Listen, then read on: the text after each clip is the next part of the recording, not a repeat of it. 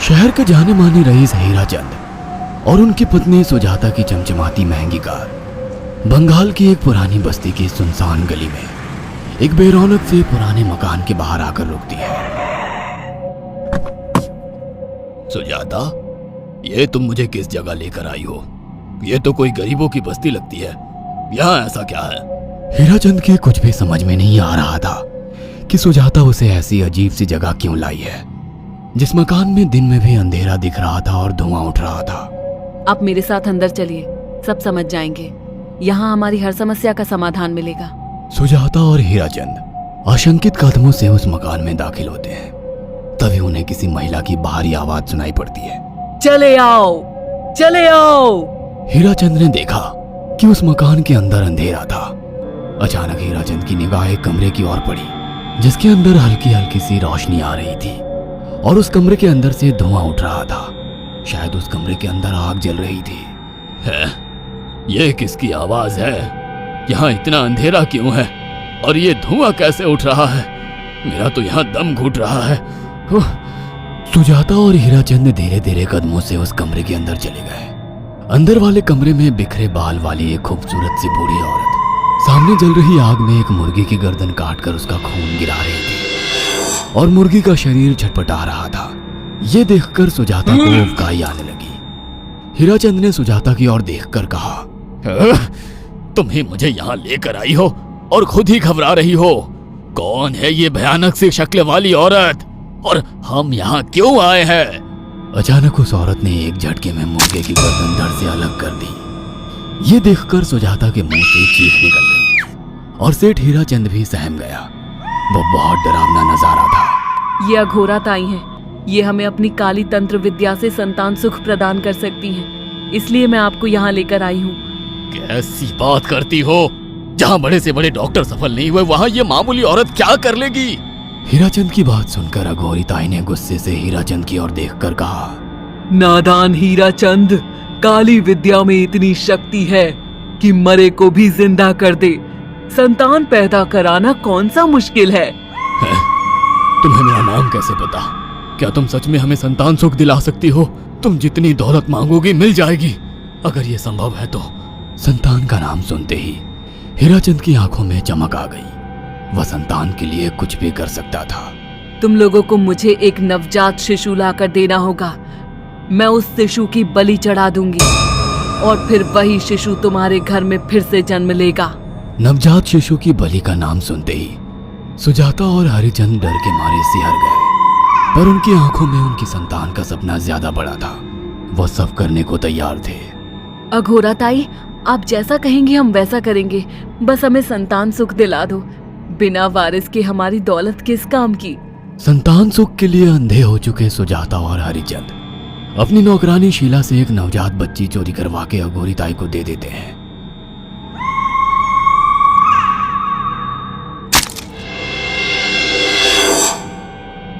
उस शिशु की बलि से सुजाता गर्भवती हो जाती है। देखा आपने अघोरा की तंत्र शक्ति? मुझे उस पर पूरा भरोसा था। चलो चलकर उन्हें धन्यवाद कहते हैं। हीराचंद और सुजाता अघोरा ताई के पास पहुंचते हैं। वो दोनों बहुत खुश थे और अघोरा पर उन्हें अंधविश्वास हो गया था। अघोरा ताई, आप महान तंत्रिका हैं। आपने वो चमत्कार कर दिखाया जो बड़े बड़े डॉक्टर नहीं कर सके। ये काली विद्या है बेटा। अगर तुम दोनों चाहो तो मैं इस विद्या से तुम दोनों को हमेशा के लिए जवान बना सकती हूँ। क्या सच में ऐसा संभव है? हाँ बिल्कुल, पर इसके लिए तुम्हें जवान लड़के और लड़कियों की बलि चढ़ानी होगी। तुम उन्हें यहाँ तक लाओ, बाकी मैं देख लूंगी। जवान रहने की लालच में अंधे सुजाता और हरिचंद एक अनाथ आश्रमों से हर रोज एक लड़की या लड़के को गोद लेने के बहाने अघोरी के पास बलि चढ़ाने ले जाने लगे। और एक दिन अघोरी ताई ने हीराचंद और सुजाता से इंसानी मांस खाने को कहा। पूरी तरह से इंसान से हैवान बन चुके अब वो दोनों इंसानी मांस खाने के लिए तैयार भी हो गए। ये गर्म खून और मांस खाकर तुम लोगों की उम्र भी बढ़ जाएगी। खाओ इसे। हाँ, सच में ये इंसानी मांस बड़ा स्वादिष्ट है। अघोरा ने अपनी बातों में फंसाकर सुजाता और हरिचंद को नरभक्षी बना दिया था। वो तीनों हर दिन बलि चढ़ाकर खून पीकर मांस खाने लगे। नौकरानी शीला भी नए शिकार लाने में उनकी मदद करती थी, मगर एक दिन शीला को शिकार नहीं मिला। मेम साहब, आज एक भी शिकार हाथ नहीं लगा और मैं बहुत थक गई हूँ और घर जाकर थोड़ा आराम करना चाहती हूँ। कोई बात नहीं शीला, एक छोटा सा काम है, तुम हमारे साथ चलो, लौटते में हम तुम्हें घर छोड़ देंगे। जी मेम साहब। शीला नहीं जानती थी कि शिकार नहीं मिलने से सुजाता और हरिचंद अंदर से बौखला गए थे और उनके दिमाग में एक शैतानी चाल चल रही थी। सुजाता, ये बेहोशी की दवा है। शीला के कार में बैठते ही तुम उसे सुंघा देना। आज हमें इसी की बलि देनी होगी। इसने हमारे यहाँ का बहुत खाना खाया, अब हम लोग इसे खाएंगे। वैसे भी ये आगे चल के हमारे लिए खतरा बन सकती थी।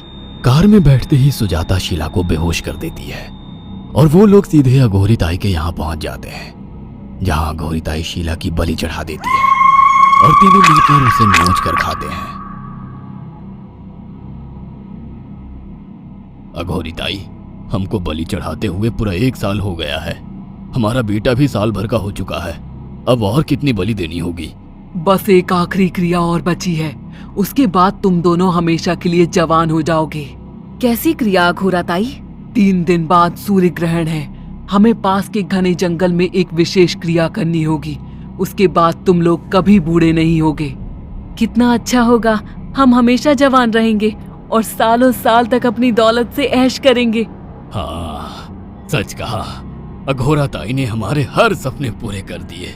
3 दिन बाद बंगाल के बियाबान जंगल में कोहरे और ओस से भीगे पेड़ों के बीच एक घने बरगद की बेलों पर कटे इंसानी सिर लटक रहे थे, जिसमें से खून टपक रहा था।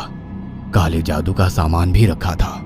कितनी भयानक जगह है ये, हर तरफ कटे हुए सर लटक रहे हैं। थोड़ी देर में सब समझ जाओगे। बैठ जाओ और मेरे साथ ये मंत्र दोहराओ।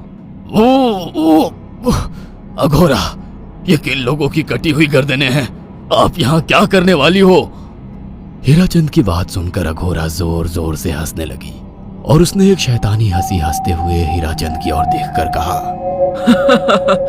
तुम जैसे ही लोगों ने अपनी इच्छाओं को पूरा करने के लिए इन लोगों की बलि चढ़वाई है और फायदा उठाया है।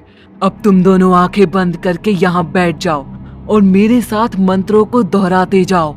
अघोरा ने सुजाता और हरिचंद को वशीकरण मंत्र और काले जादू के इस्तेमाल से सम्मोहित कर दिया और देखते ही देखते वो एक भयानक डायन में बदल गई और चीखती हुई बोली, अब मैं तुम दोनों की बलि चढ़ाकर अमर हो जाऊंगी, क्योंकि तुम लोगों ने 100 लोगों की बलि का खून पिया है। देखते ही देखते उस डायन ने फरसे से एक एक करके सुजाता और हरिचंद की गर्दन काटकर जल रही आग में बलि चढ़ा दी और उनका गर्म खून पीने लगी। जब तक तुम जैसे मूर्ख और लालची लोग अपने फायदे के लिए दूसरों को मेरे पास लाते रहेंगे, मैं उनका फायदा उठाकर ऐसे ही उनकी बलि चढ़ाती रहूंगी। दरअसल अघोरा एक डायन थी और अपना स्वार्थ पूरा करने के लिए उसने हीराचंद और सुजाता की लालच का फायदा उठाकर उनकी भी बलि चढ़ा दी। बुरे काम का बुरा ही नतीजा मिलता है।